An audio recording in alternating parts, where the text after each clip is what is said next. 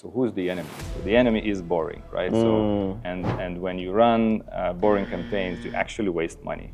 So that's kind of how it's created. So we say say goodbye to boring and say hello to all the things that we bring to the table. The Eskimi is a very, very early stage. Actually, we launched it as an SMS chat service, and it actually was launched in Lithuania. And we did it with a TV show where people can interact with each other via short messages on the TV, on live TV. A lot of other tech companies, they will build a DSP, but they would outsource the DMP, and then a lot of other stuff would be kind of what do telecoms want, what do FMCGs want, what do retailers want.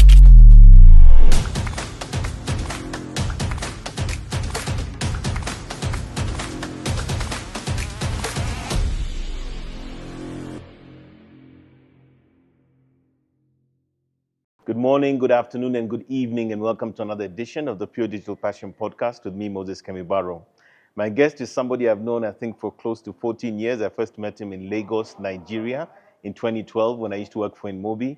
And he at the time was starting his company, Eskimi, which, believe it or not, was actually a mobile social network reaching millions of Nigerians at that point. The business then pivoted through the years and became a demand-side platform focusing on digital advertising, primarily targeting mobile devices. The business has grown exponentially since then and has a big footprint across Africa and other parts of the world. And I'm so delighted to welcome the founder and the CEO of Eskimi, Vytas. Thank you for joining us, Vytas. Thanks, Moses. Nice to meet you again in so many years. Yeah. So listen, it's been 12 years, I think, more or less, since we last met in person, which is a long time in internet time. Yeah. We met in Lagos, I think it was at Mobile Monday, Nigeria, I think one of the editions in 2012. You were running this business at the point, doing a mobile social network. And that was really the inception. But I'd like to go back to the beginnings. How did Eskimi start? What's your background? Where are you from? And then we can kind of build up from there and sort of get to where you are today and what amazing things you're doing at Eskimi, but more importantly, why you're here in Nairobi as well. Yeah. So I think everybody sees Eskimi as the start in Africa, but I think that product was product number 37. Oh, really?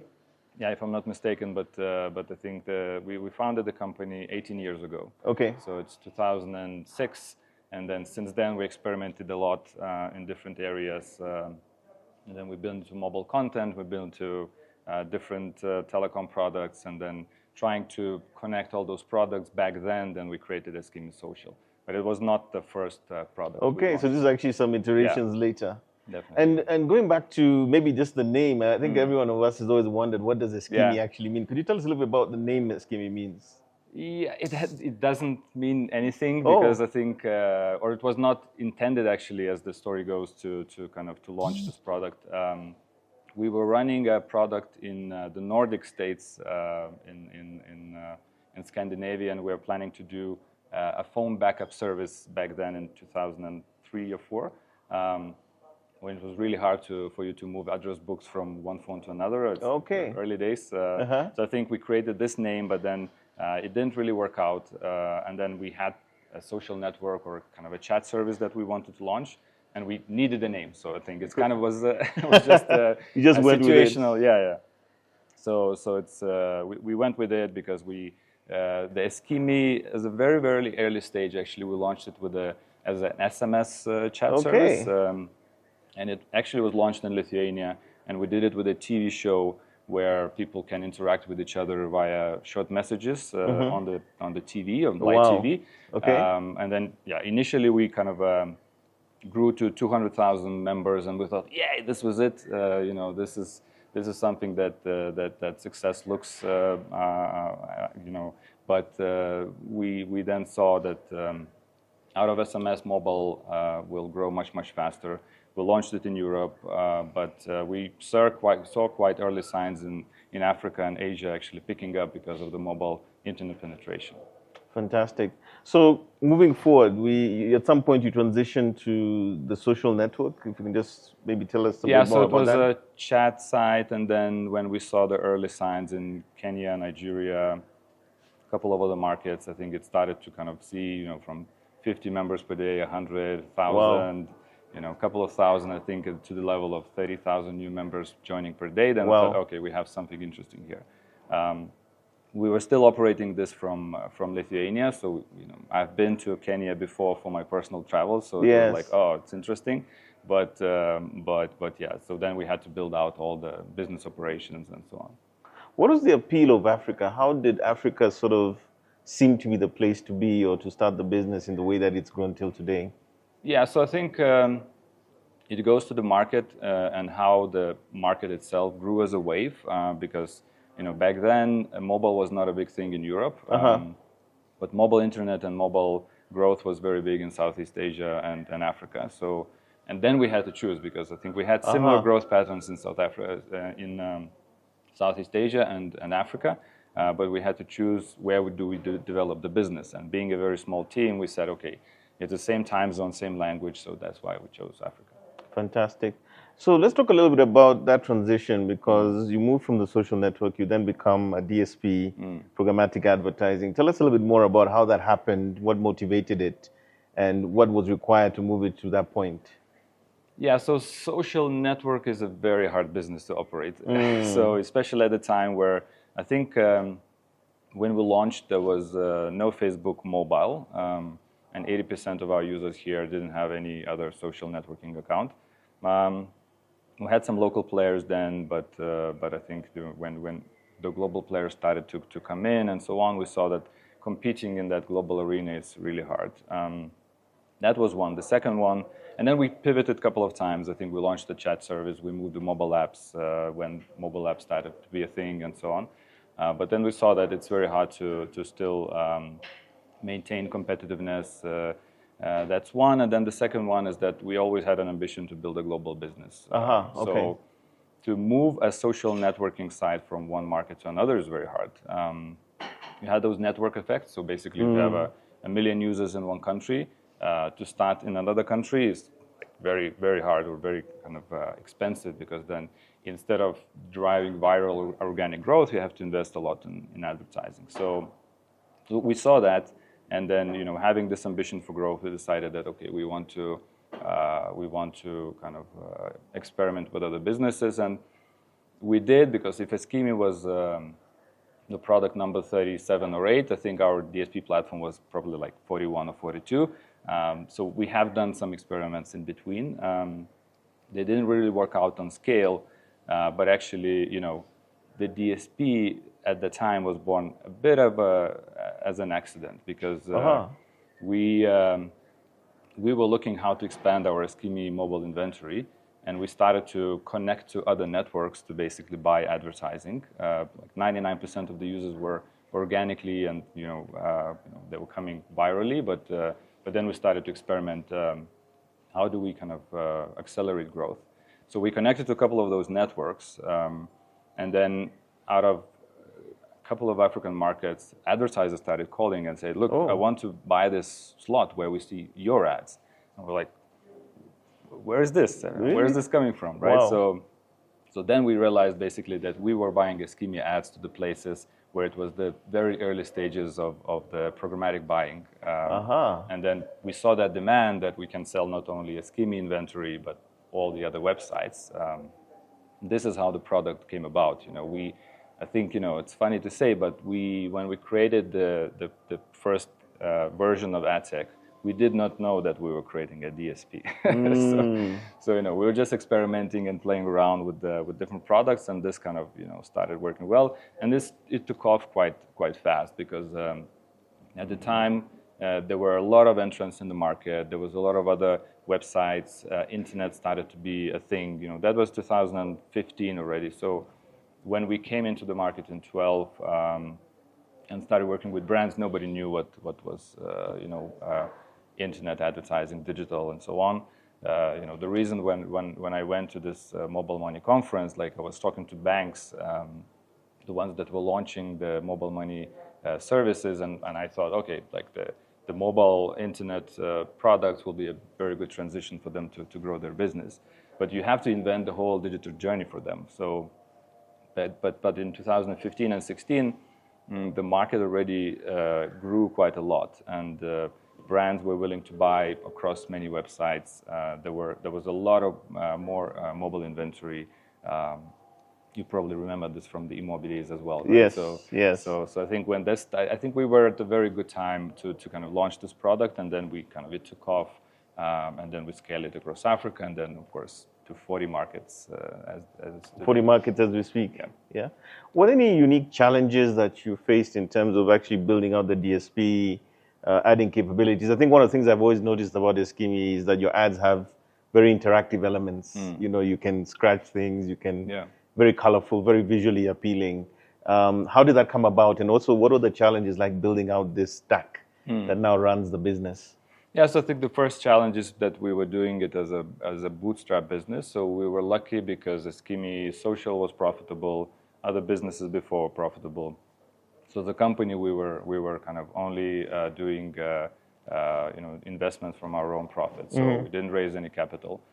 It was very hard to do that back then. I think then when investors woke up, about Africa, probably like 5-6 years after, it was a bit too late for them to enter in some of those early stages. So I think the challenge was, of course, to build a bootstrap business, investing in product at the same time investing in the commercial teams, launching new offices and so on. So that's what kind of was specific to us, I would say.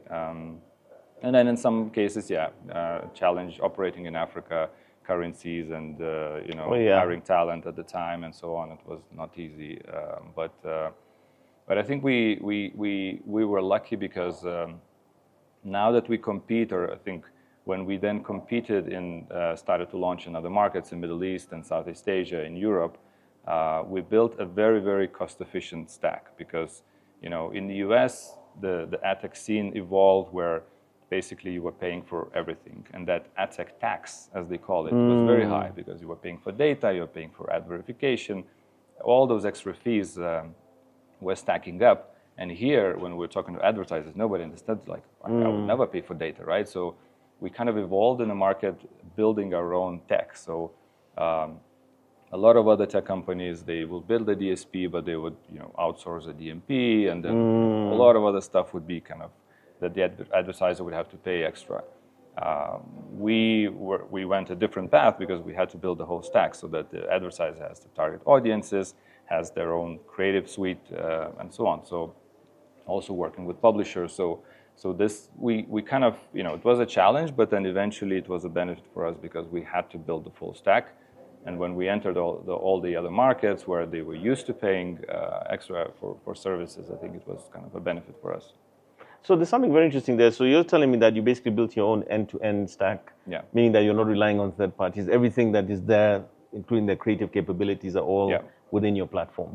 Yeah, correct. Even data, right? I think data was a challenge. And that's why we started focusing on specific data sets related to the industry. So we launched our telco dashboard solution very early, where we kind of went to telecoms and we allowed them to not only see the market shares in real time and so on, but target the consumers that, from one telecom to another, target the churned consumers, targeted high and low data users and so on. So we had to build very simplified, solutions for the brands and, kind of help them go through the journey and not just, throw some sophisticated tech at them and expect that they will pick up, right? So we had to say, okay, what do telecoms want? What do FMCGs want? What do retailers want? So that's how we built like a telco dash solution, the creative suite, and the whole footfall tracking, for retailers. So we had to build industry-specific solutions, ourselves, and that benefited us as well when we were growing. So there's this general conception right now where, unless I'm mistaken, when people talk programmatic or DSPs, that there seems to be almost a flooding of the market with different providers, local, international, claiming to own or do the same thing. And maybe my question to you would be, what is it that distinguishes Eskimi from all these other people? And I think maybe you can segue into how that is important to why you're here right now in Nairobi. Yes, I think, again, we are looking at the same as a company DNA, kind of create stuff as we go, listening to the market. So, we were first to launch digital in a lot of markets here, basically starting to work with brands and inventing how they should work with the digital campaigns. Then we were the first to bring in programmatic and active solutions. we were the first to kind of experiment and try to offer the creative for the brand.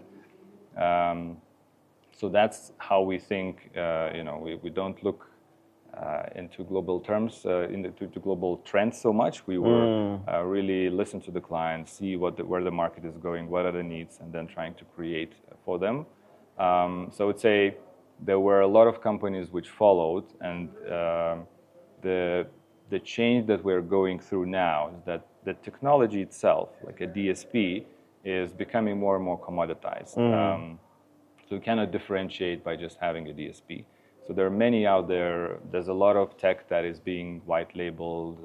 Some of the providers that are running their businesses, they're using our tech by just kind of adding their look and feel.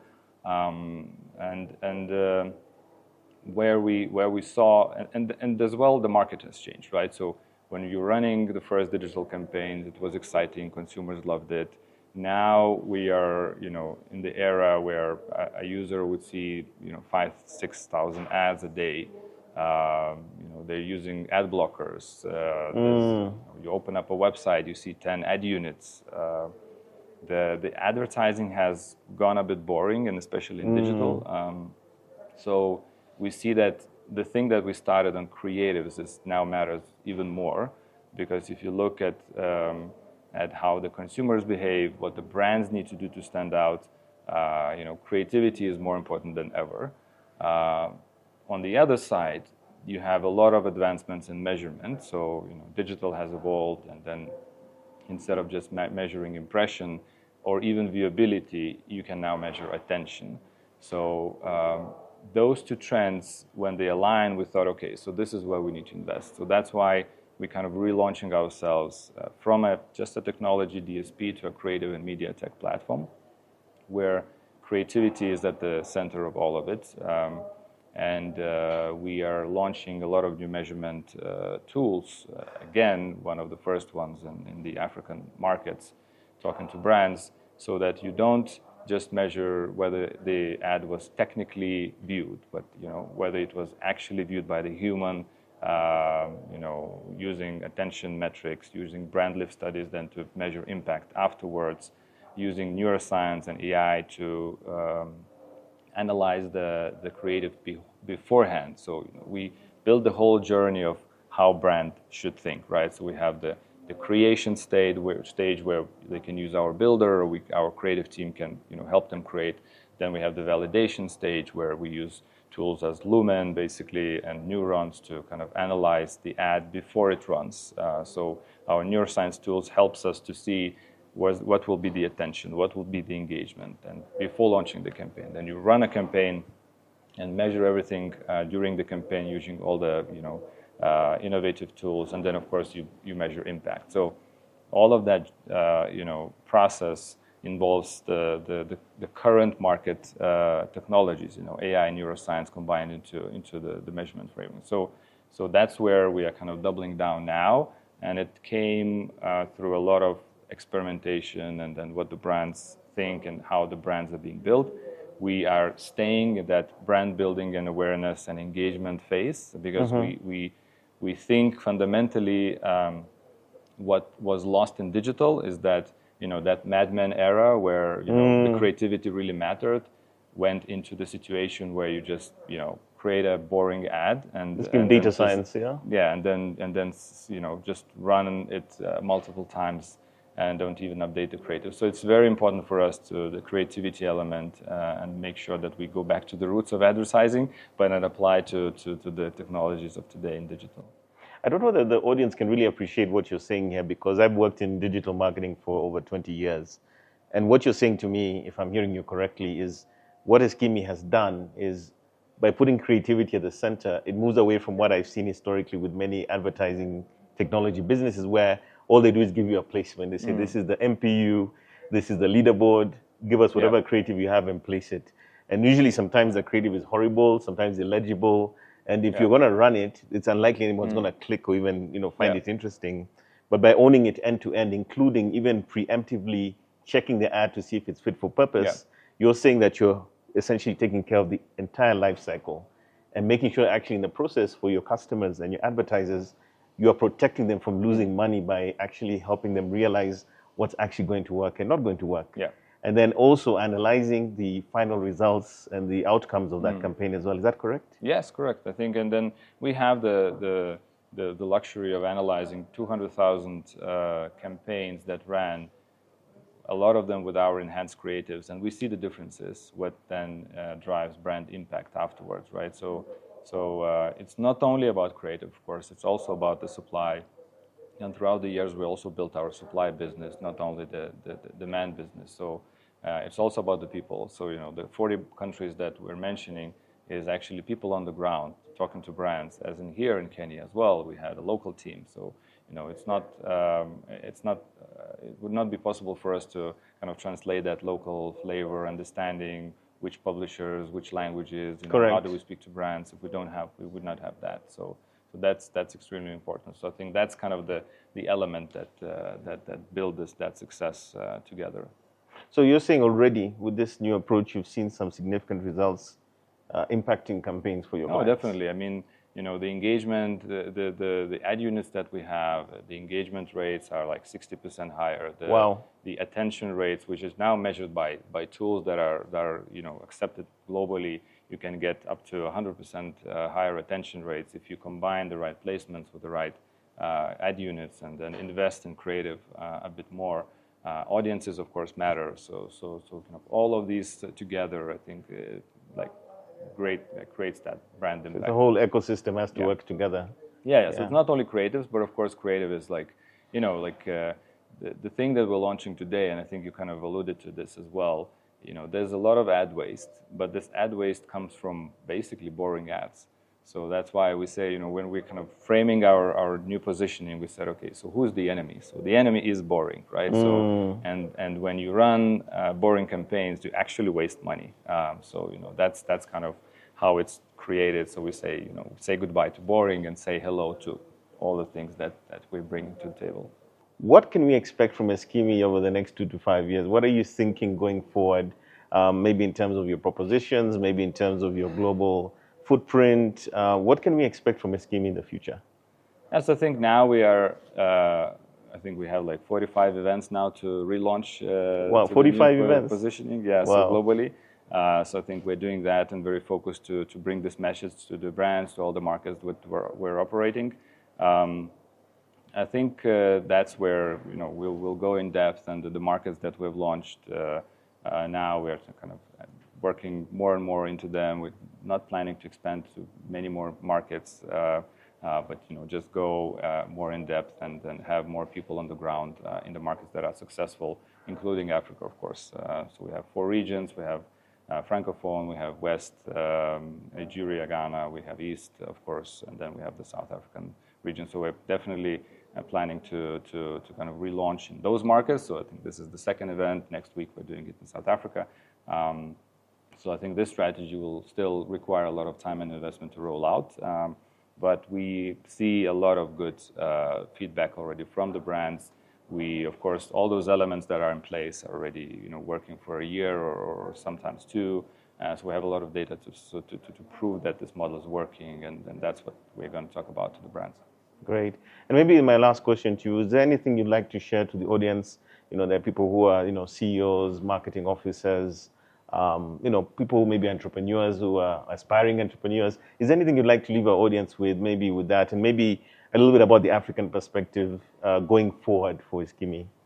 Yeah, so I think for the marketers, the main message is to think about all the steps in the marketing funnel. I think that classic sometimes is forgotten when brands, maybe because of the economic pressures or some other reasons, really try to focus mostly on the bottom of the funnel. And now with digital as measurement, I think we kind of shot ourselves to the foot where it's like, hey, we can measure all those things, but that's why the brand's only willing to do that bottom funnel. But the reality is that if you focus too much on that bottom funnel, you lose the long-term appeal, you lose the brand equity, and then you have a lot of research right now already. The brands that actually moved too much lower funnel forgot about their branding and forgot about the classic marketing funnel. lost in long term. So I would say the message is definitely to not forget about that, because I think that's crucially important. And yeah, in general, I think we're really grateful for the acceptance that we have in the markets. And then personally, there's a big thanks for the advertisers, for all the partners that trust us in the Kenyan market, and then other African markets as well. So this was one of the first markets that we moved in. That's why the relaunch events are happening first here. Although we have bigger markets, in Europe, Middle East, Asia, and so on, but then we decided deliberately to start here to relaunch, because this is where we as a company was born. Well, thank you so much, Vytas. It's been a pleasure. Great to catch up again, many years later, and I'm so delighted and grateful for this opportunity to talk to you, but also congratulations on the success. And I think emphasizing the point, it's not just about the science, it's also about the art and the branding, full funnel strategies, which you're now offering through your approach. And of course, I think, as you just said, don't be boring. Yeah. Make sure that your campaigns are effective, and that's what Eskimi is giving the market. Perfect, Moses. So we'll meet you in the next 10 years, maybe. Who knows? We'll see. Great. Thank you so much. Thank you. So there you've heard it from Vytas, the founder and CEO of Eskimi, telling us don't be boring. More importantly, the evolution of his business to date, and the exciting launch they're going to have today of their new campaign and their new capabilities as a DSP in Kenya and the rest of Africa. Thank you for joining us.